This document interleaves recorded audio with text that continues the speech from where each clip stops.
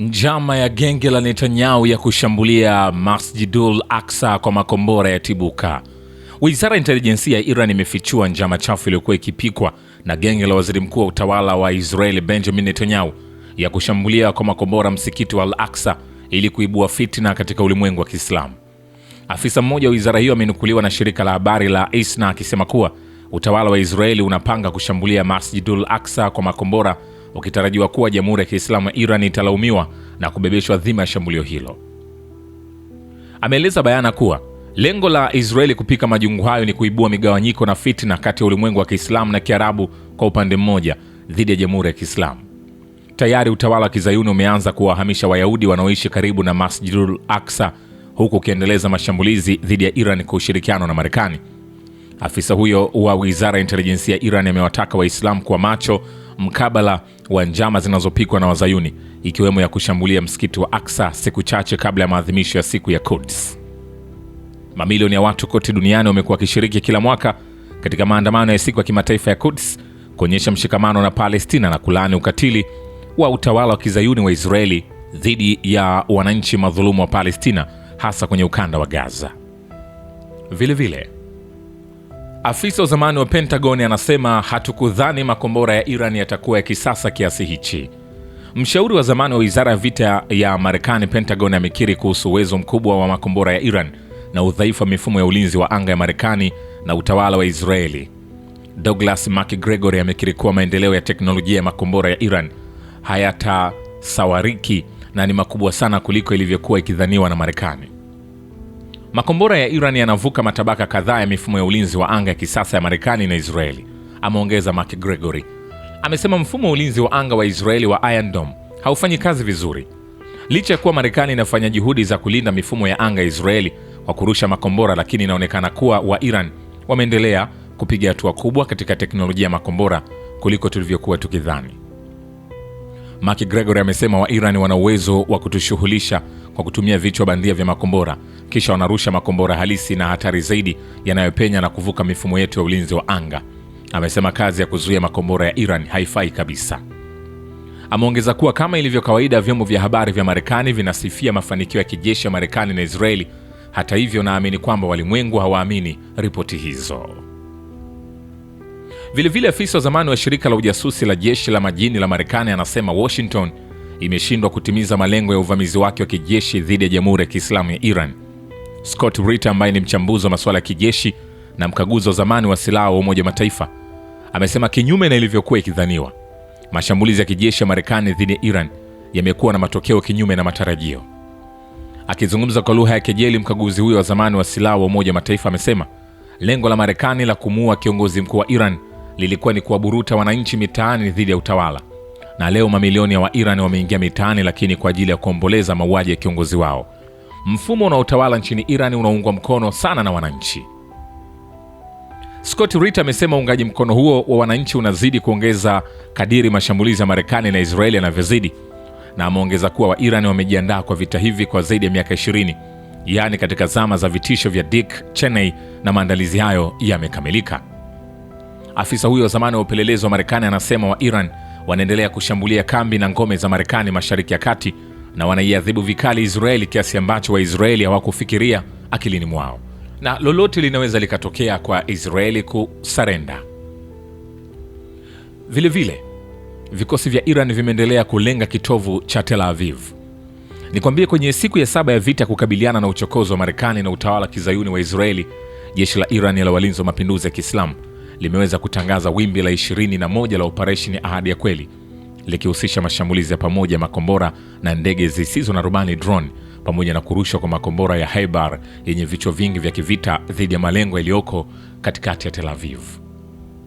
Kwa mujibu wa mwandishi wa Paris Today, shirika la habari la Mehr limeripoti kuwa siku ya 7 ya vita imeendelea huku uwanja wa mapambano ukishuhudia kuongezeka kwa kiwango cha mashambulizi ya kulipiza kisasi kutoka Iran. Operesheni Ahadi ya Kweli ya 4 imeendelea kwa mawimbi mfululizo, ikitumia makombora ya kisasa ya Haybar kulenga vituo nyeti ndani ya Tel Aviv. Jeshi la walinzi wa mapinduzi ya Kiislamu pia limetangaza utayari wake kamili wa kuendeleza mapambano ya muda mrefu na kuanzisha matumizi ya mifumo mipya ya silaha. Wakati huo taarifa zinasema makombora ya Iran yameweza kuharibu mfumo wa Marekani wa ulinzi wa anga wa THAAD nchini Jordan. Siku ya Ijumaa asubuhi, kwenye taarifa namba 22 ya operesheni Ahadi ya Kweli 4, kitengo cha uhusiano wa umma cha jeshi la walinzi wa mapinduzi ya Kiislamu kilitangaza kwamba wimbi la 22 la operesheni Ahadi ya Kweli ilianzishwa kwa kauli mbiu tukufu ya Hussein bin Ali, amani iwe juu yake, likihusisha kurushwa kwa makombora ya Heibar, Horam Shahir Dash4 na Fatahi. Mashambulizi hayo yalielekezwa dhidi ya malengo ya Marekani na utawala wa Kizayuni kuanzia Ghuba ya Uajemi hadi Tel Aviv, kama hatua ya kulipiza kisasi dhidi ya walioua watoto wa Iran kwenye tukio la shule Minabu. Kwenye wimbi hili lenye nguvu kufuatia tangazo la walinzi wa mapinduzi kuhusu kuongeza na kupanua mashambulizi pamoja na makombora makubwa ya ballistic, pia kulitumika kombora zito sana la Horam Shahir Dash4 lenye kichwa cha kivita cha tani 2 na kasi inayofikia takriban Mach 14, ambalo lilielekezwa dhidi ya malengo ya maadui wanaoihasimu taifa la Iran. Vita hivi vya kulazimishwa vilivyoanza asubuhi ya tarehe 28 Februari kufuatia shambulio la kigaidi la Marekani na Israeli dhidi ya Jamhuri ya Kiislamu ya Iran vinaendelea kuwa tata zaidi na vya umwagaji damu kadiri siku zinavyosonga, huku adhabu dhidi ya mvamizi ikiendelea kubaki kwenye ajenda kuu ya vikosi vya ulinzi vya Iran, licha ya kwamba amekuwa akiripoti kuwa Iran ameishiwa silaha, Iran ameanza kuwa dhaifu na mengineyo mengi kupitia vyombo vyake vya habari ambavyo vinaendelea kumpa nguvu zaidi. Na nikwambie, rais wa Russia Vladimir Putin amefanya mazungumzo ya simu na rais wa Iran Masoud Pezeshkian kuhusu matukio ya hivi karibuni katika eneo, ambapo rais wa Iran amesisitiza kuwa njia yetu ni kujihami kwa nguvu ili kulinda mipaka yetu na kuleta amani endelevu. Kwa mujibu wa taarifa ya tovuti ya Iran, Pezeshkian kwenye mazungumzo hayo ya simu na mwamba Putin ameashiria mashauriano ya kidiplomasia na nchi za kanda na kusema, tumewafafanulia majirani zetu kwamba kulenga vituo vya kijeshi vya Marekani ni hatua ya kujilinda tu na inafanywa kwa ajili ya kulinda nchi na watu wetu. Katika mazungumzo hayo, rais amesema mauaji ya kinyama ya kiongozi muadhamu wa mapinduzi ya Kiislamu ya Iran ni kitendo kinachokiuka sheria zote na kanuni za kimataifa. Ameongeza kuwa madola ya kibeberu yanajaribu kulazimisha matakwa yao kwa mataifa kwa kutumia mabavu, lakini mahudhurio ya mamilioni na ya kishujaa ya taifa la Iran katika kuunga mkono mfumo wa nchi yao yamethibitisha kuwa mashambulizi haya yanazidi tu kuimarisha azma ya taifa letu katika kulinda uhuru wa nchi yetu. Rais Pezeshkian amekumbusha tena maonyo yake ya awali kuhusu kutowaamini upande wa pili na kuongeza kuwa katika mawasiliano yetu ya mwisho ulieleza kwamba kulingana na madai ya Netanyahu hawana nia kuishambulia Iran.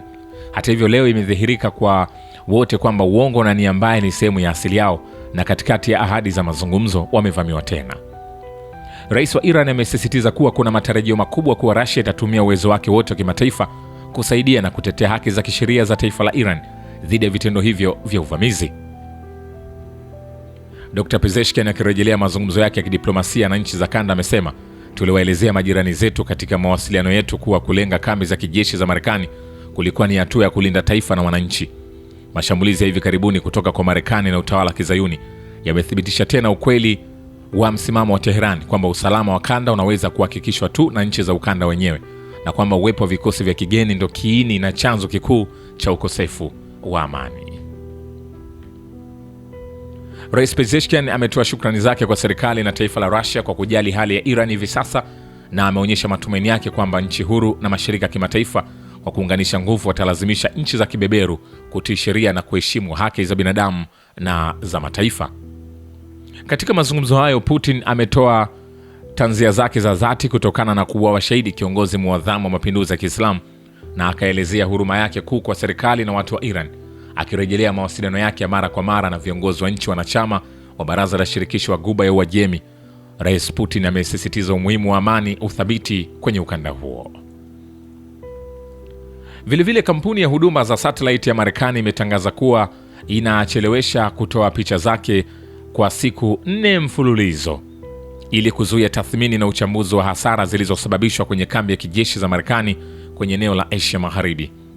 Kampuni ya huduma ya picha za satellite ya Planet Labs imetangaza kuwa usambazaji wa picha mpya za Mashariki ya Kati, ikiwa ni pamoja na picha kutoka nchi za Ghuba ya Uajemi na Iraq na Kuwait, unacheleweshwa kwa masaa 96 ili kuzuia uchambuzi wa hasara za kambi za Marekani kwenye eneo hilo. Planet Labs imewajulisha wateja wake kwamba tangu sasa baadhi ya picha za satellite za Asia Magharibi zitacheleweshwa kwa saa 96. Ripoti hiyo inasema uamuzi huo unahusu picha kutoka nchi za Kiarabu za Ghuba ya Uajemi, Iraq, Kuwait na maeneo jirani ya vita. Kampuni hiyo imesema sababu ya uamuzi huo ni kuzuia uchambuzi kuhusu hasara zinazotokea katika kambi na vituo vya Marekani. Kampuni ya Planet Labs yenye makao yake huko San Francisco hutoa huduma ya picha za kiwango cha juu sana kwa serikali, makampuni na wachambuzi, na mara nyingi data zake hutumiwa kwa ajili ya kuchunguza hasara za mashambulizi ya kijeshi au mabadiliko ya nyanjani. Kumbuka hichi ni kile ambacho kinaendelea kushika hatamu huko.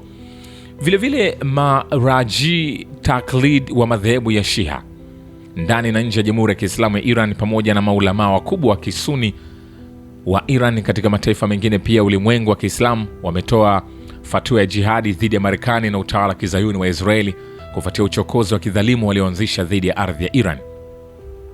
Kufuatia uvamizi wa kijeshi ulioanzishwa siku ya Jumamosi ya mwezi wa 10 Ramadhan na tawala za kigaidi za Marekani na Israeli uliopelekea kuwa washahidi kiongozi mkuu wa mapinduzi ya Kiislamu shahidi Imam Said al-Khamenei pamoja na mamia ya raia wakiwemo watoto wa kike 165 wa skuli ya msingi ya mji wa Minabi kusini mwa Iran. Maulama wa Kiislamu wa ndani na nje ya Iran wametoa fatwa wakitangaza kuwa kupigana jihadi dhidi ya utawala wa kizayuni na mabeberu wa istikbari wanaouhami na kuunga mkono utawala huo ni faradhi kubwa na muhimu ya dini.